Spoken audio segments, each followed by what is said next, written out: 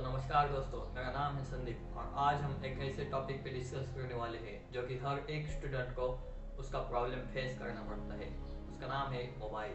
तो आज हम जान लेंगे कि 5 ways to replace a mobile phone to other activities.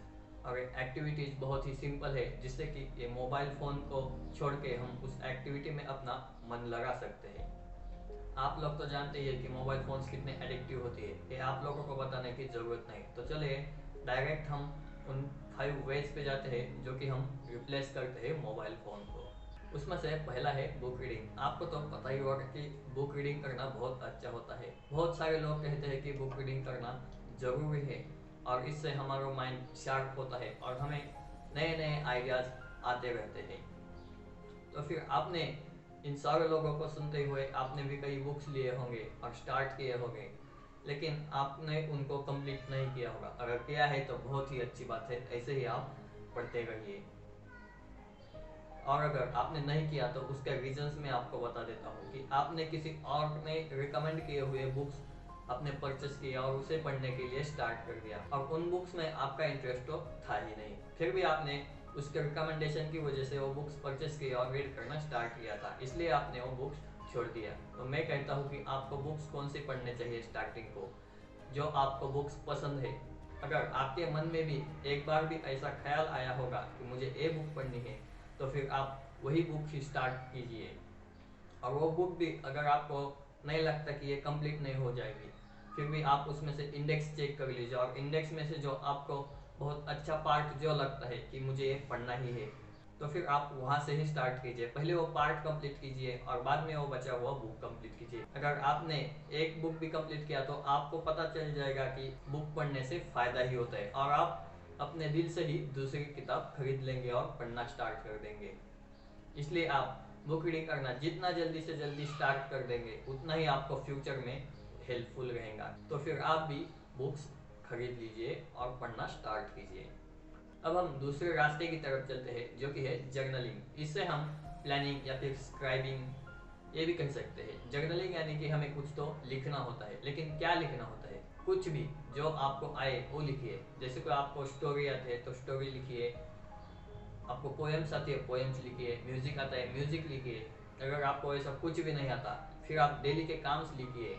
मतलब कल मैंने दिन में क्या किया था, कल मेरे कौन कौन से काम बचे थे जो कि मैंने आज कंप्लीट कर दिए, और मैं कल कौन से काम करने वाला हूँ, मेरा दिन कैसा गुजरा था, या फिर मैंने कल क्या नया सीखा था, आज क्या नया सीख रहा हूँ और कल क्या नया सीखूंगा। इसका भी हम प्लान करके रख सकते हैं और प्लानिंग बहुत ही ज़्यादा इंपॉर्टेंट होती है। जर्नलिंग में हम प्लानिंग भी इंक्लूड कर देते हैं क्योंकि हमें प्लानिंग करके ही आगे चलना चाहिए। प्लानिंग के हिसाब से अगर हमारे सारे काम कंप्लीट होते हैं तो हमें कॉन्फिडेंट आता है कि मैं सारे काम टाइम में कंप्लीट करता हूँ और हम बड़े बड़े टास्क करने के लिए रेडी हो जाते हैं। हम ग्रैटिट्यूड भी लिख सकते हैं, जैसे कि हमारे पास क्या क्या है, इसके लिए हम शुक्रिया भी कर सकते हैं। आप एक डायरी कीजिए जिसमें आप जर्नलिंग स्टार्ट कर दीजिए। अब हम तीसरे रास्ते पे चलते हैं जो कि है साइलेंस। इसमें आपको सिर्फ और सिर्फ शांत रहना है, आपको मन को शांत रखना है। मन को शांत रखने के लिए आप कहीं बाहर वॉक के लिए भी जा सकते हैं। वॉक के लिए जाना है लेकिन कहीं भीड़ वाली जगह पे, ट्रैफिक वाली शोर में नहीं। एक ऐसी जगह पे जाना चाहिए जहाँ पे हम नेचर के साथ रह सकते हैं और नेचर के साथ रहने के लिए हमारे माइंड को भी पीस मिलता है और हम फ्रेश हो जाते हैं। या फिर आप इस समय में सो भी सकते हैं क्योंकि मोबाइल यूज करने से कई गुना बेहतर सोना होता है। अब हम देखते हैं चौथा टाइप जो कि है हम बाहर जाके दोस्तों से मिल सकते हैं या फिर घर में ही हमारे फैमिली से बातें कर सकते हैं, फैमिली के साथ टाइम स्पेंड कर सकते हैं या फिर हम दोस्तों के साथ भी कहीं घूमने जा सकते हैं। अगर आप उनसे मिलते हैं तो उनको भी अच्छा लगेगा और आपको भी। इससे भी हमारे माइंड रिलैक्स हो जाता है। अब हम आखिरी पॉइंट देखेंगे जो कि है क्लीन योर स्पेस। ये कि बहुत अच्छा पॉइंट है।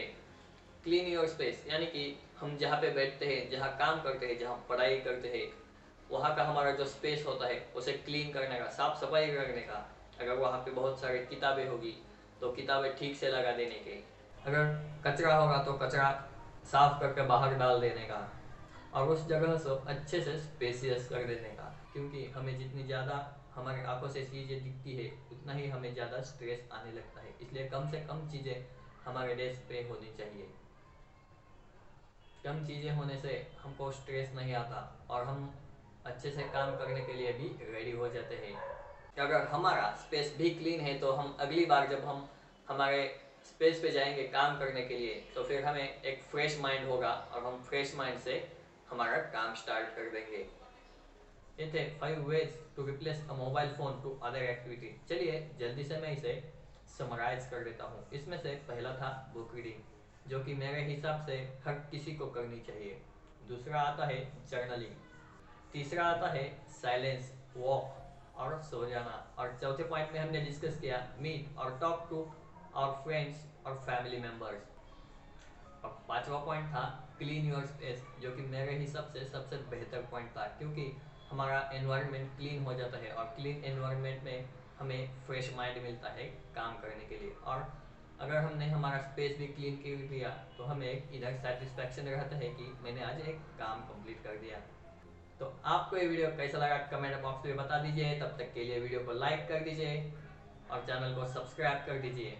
चलो हम मिलते हैं अगली वीडियो में, तब तक के लिए खुश रहिए, सीखते रहिए।